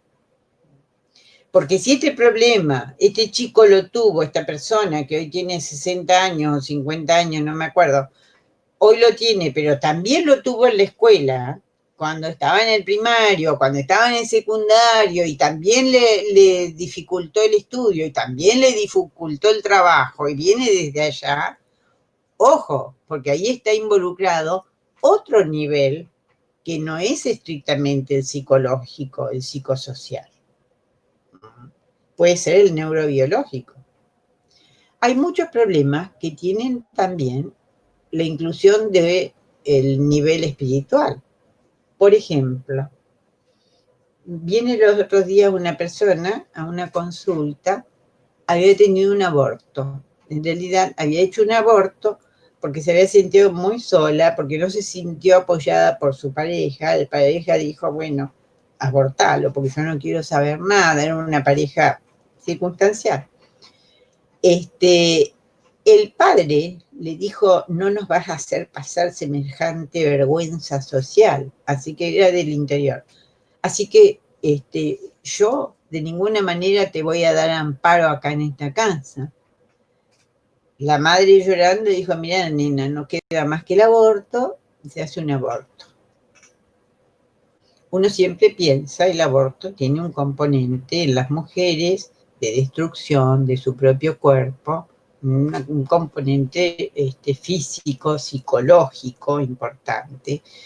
Y la chica me dijo a mí, lo que me preocupa es que yo pertenezco a un grupo de una parroquia. Y se imagina lo que es para mí, con la fe que yo tengo. Esto es un crimen. He matado a una persona. Entonces yo decía, bueno, sí, en realidad pasaste por esta situación un poco forzada. No hay responsabilidad. Sí, pero esto es un crimen. Era un problema espiritual, en realidad, el que ella me estaba planteando. Tenía su aspecto psicológico, pero era un problema, el conflicto de ella estaba con sus propios principios y con el hecho de estar inserta en una comunidad religiosa donde ella era ejemplo porque era líder. Entonces, ojo, porque a veces están involucrados otros niveles que también hay que considerar. No podemos ser simplistas en el sentido de psicologistas, quiero decir. Por ejemplo, si nos encontramos con alguien que viene con que es sumamente variable. Hace 2 días tuve un paciente, un hombre, un médico de otra provincia, de otra ciudad, que viene y me comenta que estaba terriblemente deprimido y que estaba muy preocupado porque hasta se le cruzaban ideas suicidas. Un muchacho de unos 49 años. Entonces dice, claro, lo que pasa es que yo me separé de mi mujer hace 1 año y pico. Entonces todo el mundo me dice, todos mis amigos me dicen, bueno, vos no hiciste el duelo. Le digo, escúcheme, el duelo se hace a través del tiempo. Hace un año nomás de separación, no es una pavada. ¿Cuántos años estuvo casado? Casi 30 años, con hijos grandes, etcétera. Bueno, le digo, es un trago muy amargo, esto lleva tiempo, no es tan fácil salir de esto. Y entonces me dice, sí, dice, bueno, yo le voy a contar un poco por qué me separé. Entonces me cuenta que siempre había sido que tenía etapas en que se ponía mujeriego, que había tenido como 7 u 8 relaciones al margen a lo largo de su matrimonio, en determinadas épocas, y que eran relaciones que habían durado hasta un año, digamos, relaciones bastante largas, y que él siempre terminaba arrepentido y contándole a la mujer, con lo cual la mujer siempre lo había perdonado, hasta hace un año y pico antes de separarse, se aparece una de las tantas y le dice, mirá, te quiero decir que tenemos un hijo juntos de hace 10 años. Me dice, yo me conmoví de tal manera, y entonces me dice la chica, la madre, no vengo a reclamarte nada, no vengo tampoco ni a reclamarte tu paternidad, ni a reclamarte dinero, ni me voy a meter en ningún juicio, nada. Simplemente me enteré que te habías separado y quería que lo supieras. Entonces, el muchacho, el médico me empezó, yo leo bastante de psiquiatría, y yo empecé a preguntarme, le digo, estas relaciones múltiples, porque no es común. Le digo, primero, vos tenés antecedentes en tu familia de otros hombres mujeriegos, digamos, que tengan que zafar permanentemente las relaciones. No, dice, mi papá era un hombre serio, mi abuelo también, porque el ser mujeriego tiene un factor predisponente genético. Entonces ya descarté eso, le digo, bien, le digo, vos solés tener o has tenido a lo largo de estos años sensaciones de bajones importantes. Ah, sí, dice, yo cada tanto me deprimía. Ajá, ¿con algún motivo en particular? No, sin ningún motivo en particular. ¿Esas nuevas relaciones tuyas coincidían con que te sintieras bajoneado? Ah, sí, claro, dice, porque cada vez que me metía en una relación, sentía que me valoraban, que me decían qué bárbaro que sos. Además, dice, yo soy un médico conocido, entonces me reconocían más. Y ahí empecé a elaborar otra hipótesis diagnóstica. Yo dije, esto más allá de que pueda tener que ver con las mujeres nuevas o con la mujer vieja, acá puede haber otra cosa. Le digo, y también tenías otros momentos de mucha euforia. Sí, dice, yo he tenido algunos momentos donde se me da por hacer planes grandiosos y después me desinflo y no hay explicación posible para mi depresión. Ahí abrí el ojo. Le digo, mira, yo no soy médica, de manera tal de que esto lo tenemos que corroborar, pero creo que acá hay un trastorno bipolar. Y de haber un trastorno bipolar, esto no es psicológico, es fundamentalmente químico. Tiene que ver con el metabolismo. Él es especialista en diabetes, así que le digo, vos sabés muy bien de qué se tratan los metabolismos. Le digo, y los metabolismos cerebrales tienen una influencia muy clara y muy directa con los estados anímicos. Y lo que vos me estás contando es que no ha habido nunca una causa o que te llevara a sentirte demasiado alegre o que te llevara a sentirte demasiado triste. Claro, me dice, porque en este momento todo el mundo me dice, ahora sí vos estás libre y podés tener las relaciones que quieras y tenés una estabilidad profesional y tenés un prestigio y tenés buenas relaciones con tus hijos, tenés todo. ¿Por qué estás tan deprimido? ¿Me están escuchando? Porque yo no tengo... Sí, se escucha bien, Ruth. Clarito, clarito. Buenísimo. Entonces, con esto les abro el ojo.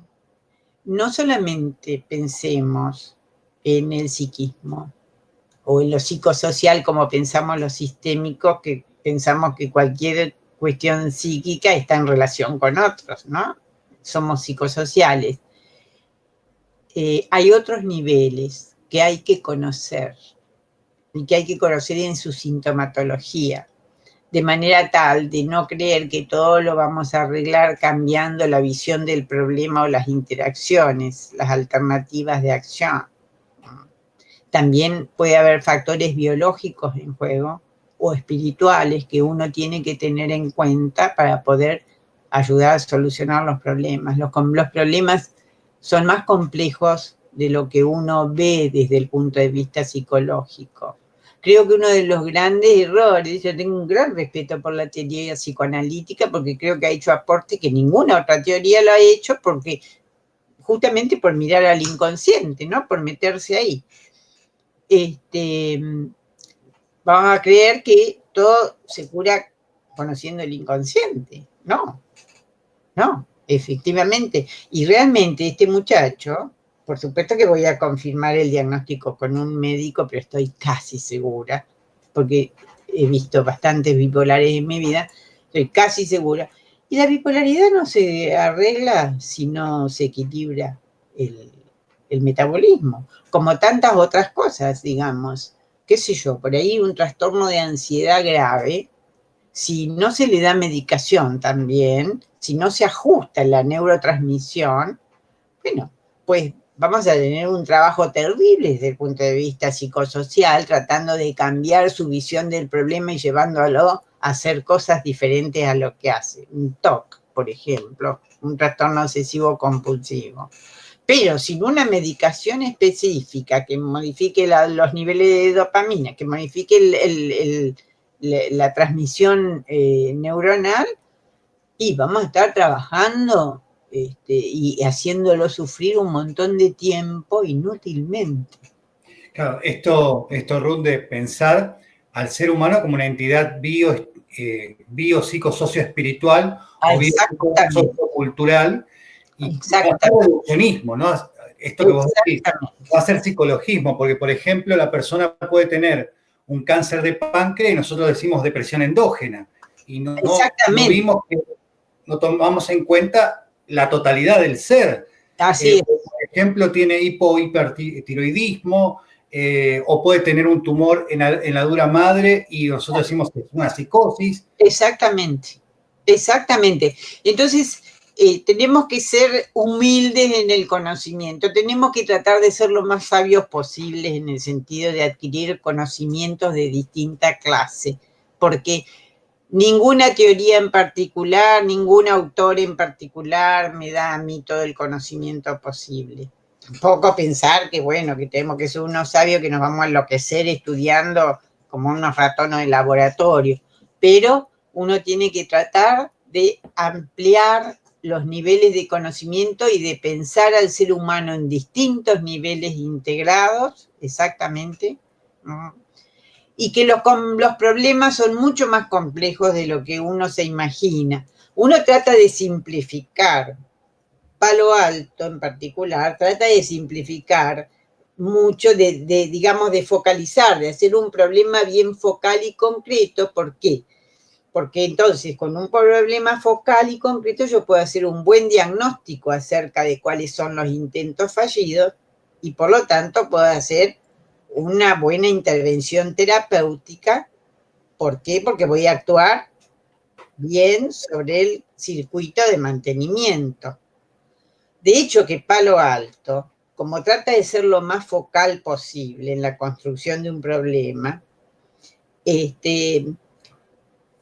puede ser mucho más, equivocarse menos, digamos, en hacer un diagnóstico, porque cuanto más chico y focal el problema, más puedo averiguar qué se intentó hacer, desde varias personas o desde el mismo paciente, el que porta el problema, el paciente identificado. Y cuanto más certero en mi diagnóstico, más certera mi intervención para desbloquear el circuito. para modificarlo. Pero ojo con no dejar de lado los otros niveles que involucran a lo humano, porque el problema puede ser más complejo de lo que parece. Está bien comenzar de todas maneras con un problema simple, focal y concreto, pero no sesgarnos ni cegarnos nada más que a eso que nosotros pensamos que es o la conversación o la historia incorrecta, o que son las soluciones fallidas incorrectas, o que es la estructura, la organización incorrecta si estamos mirando desde el modelo de Minuchin. Por ahí, Ruth, esto de una red direccionalidad de las soluciones no necesariamente es una corrección, por ahí puede ser el agregar un código y que se produzca algo diferente. Sí. Ahora yo voy a hablar un poquito del proceso, porque esto es, digamos, focal, ¿no es cierto?, de construir el problema, construir el diagnóstico y hacer una intervención que modifique lo que sostiene, lo que nosotros diagnosticamos que sostiene el problema. Pero después tenemos el proceso, que es a lo que vos te estás refiriendo. ¿Esto qué quiere decir? Nosotros hacemos una intervención y después necesitamos evaluar si esa intervención ¿fue eficaz o no fue eficaz? Porque a lo mejor hay que corregir. O el diagnóstico, a lo mejor estamos nosotros tratando de modificar un circuito que no es el que mantiene el problema. Claro. O a lo mejor estamos en la otra equivocación bien típica que uno puede hacer es el cómo uno intenta la solución. No todos los pacientes son iguales, no a todos se les puede hablar de la misma manera.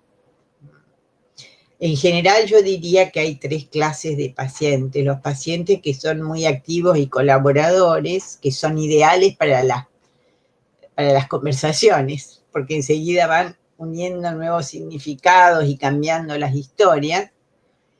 Pero también están los pacientes pasivos, los que vienen a ver, díganme qué hacer. Y uno no puede ponerlo a preguntar, ¿y usted qué piensa? No, yo vengo a pedirle una opinión a usted. Y también están los pacientes desafiantes. Esto del sí, pero.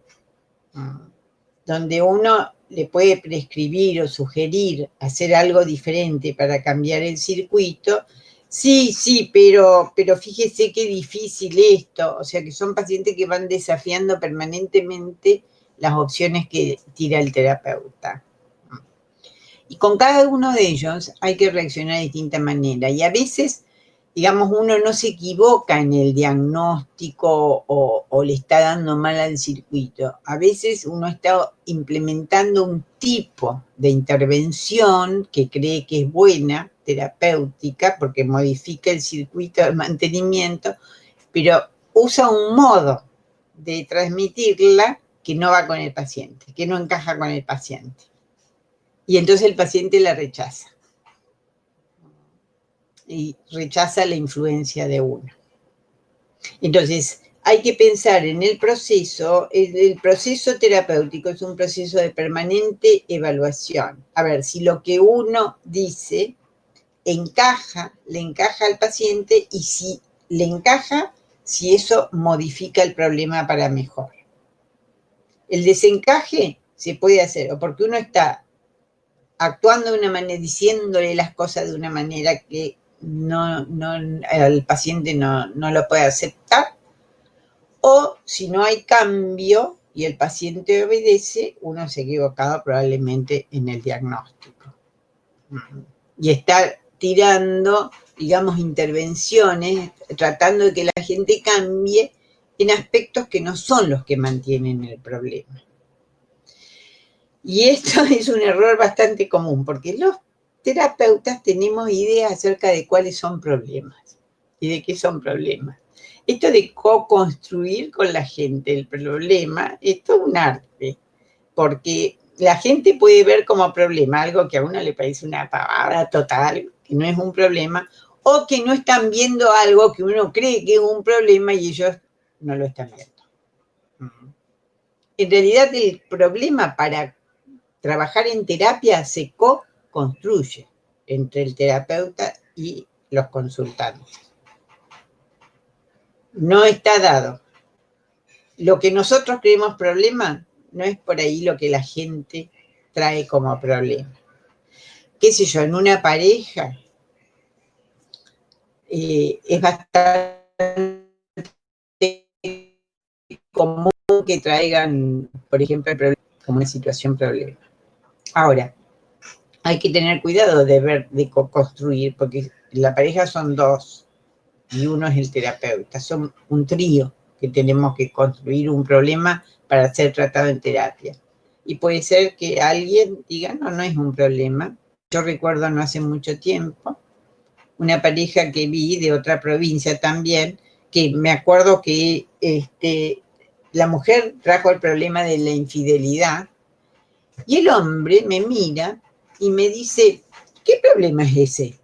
Dice, yo no creo en la monogamia. Me dice, esto que dice mi mujer de la infidelidad, es cierto que yo soy infiel. Cada tanto tengo otra pareja, yo tengo otra pareja al costado de mi matrimonio. ¿Y qué problema hay? O sea, no se podía trabajar sobre eso, porque en realidad el Señor no lo construía como problema. No podía yo tomar el problema, por más que fuera para mí también problema. Entonces dije, a ver, acá me parece que tenemos otro problema. El problema es que ustedes dos no piensan de la misma manera con respecto al matrimonio. La señora es monogámica y piensa que por lo tanto la infidelidad no puede darse, y usted es poligámico y piensa que puede tener varias parejas a la vez. Claro, me dice. Ok, le digo, ese es el problema, ¿saben qué? Y con eso hay que tomar otro tipo de camino, que es que van a decidir si con esta diferencia van a permanecer casados o no. Acá no tenemos otra cosa que hacer, acá hay una cuestión de decisión, porque lo que uno considera problema, el otro no, pero conviven y están casados. Entonces, esta situación se va a mantener así. Digamos, usted, le digo a la señora, usted va a seguir viviendo con su marido a pesar de que él es poligámico, y usted, le digo al marido, va a vivir con su mujer peleándose permanentemente o escuchando las cosas, todas las cosas que ella le dice porque está disconforme con usted. Le digo, es otra cuestión. Estas son situaciones en realidad que no son de terapia. Sí. No es que haya que cambiar un proceso, acá hay que tomar una decisión. Totalmente. Ruth, nos quedan 5 minutitos. ¿En dónde querés puntualizar más antes de cerrar? Pasó volando, ¿eh? Pasó volando, a pesar de que acá estamos volando en medio de la oscuridad. Y justo en la pantalla dejamos compartiendo la bibliografía. Ah, bien. Bueno, yo les había traído, es decir, yo les describo, acá van a ver ustedes en el Power, la continuación, cómo se continúa un problema, un proceso terapéutico desde este modelo, y al final les puse algunas diapos que tienen que ver con la importancia del registro del proceso terapéutico.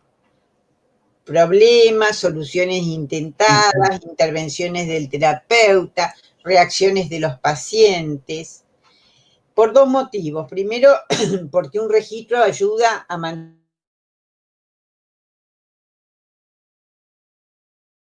tener para operar terapéuticamente.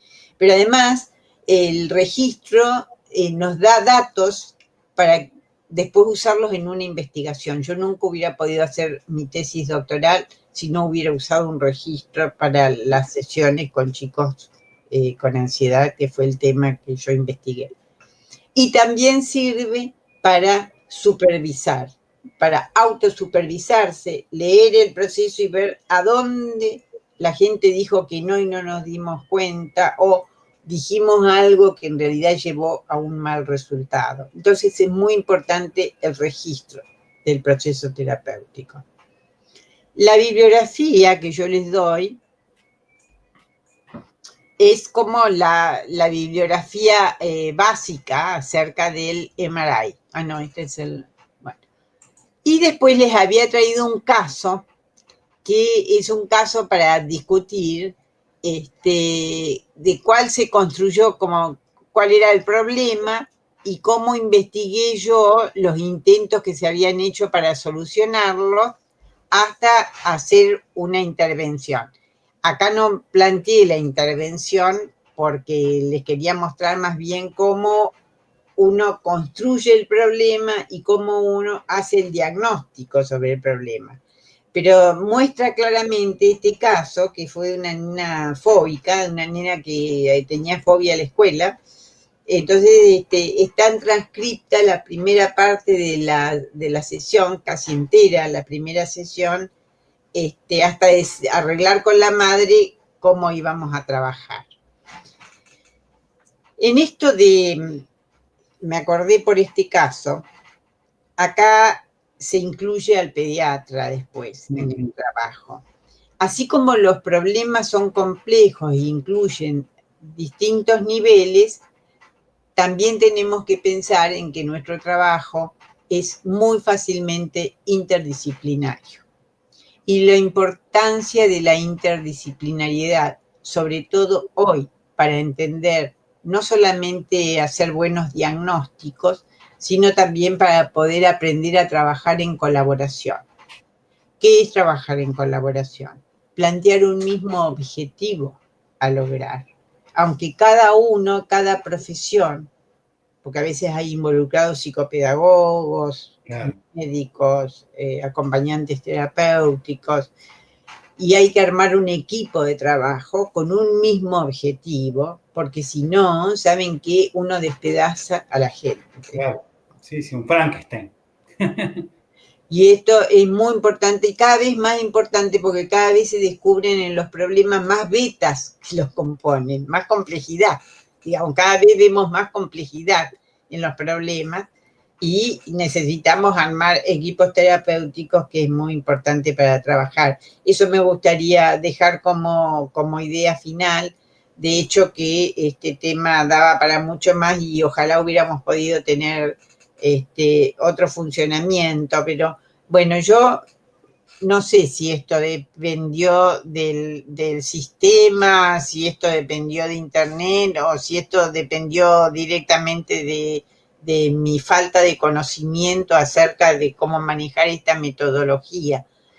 Pero de hecho que cualquier cosa que a ustedes se les ocurra que podría ser interesante, volver a ver o comunicarse conmigo para investigar más sobre algún aspecto del problema o sobre otros problemas o ver los casos aplicados a alguna terapia en particular, les dejo el mail y se pueden conectar conmigo para que aclaremos cualquier otro tipo de información.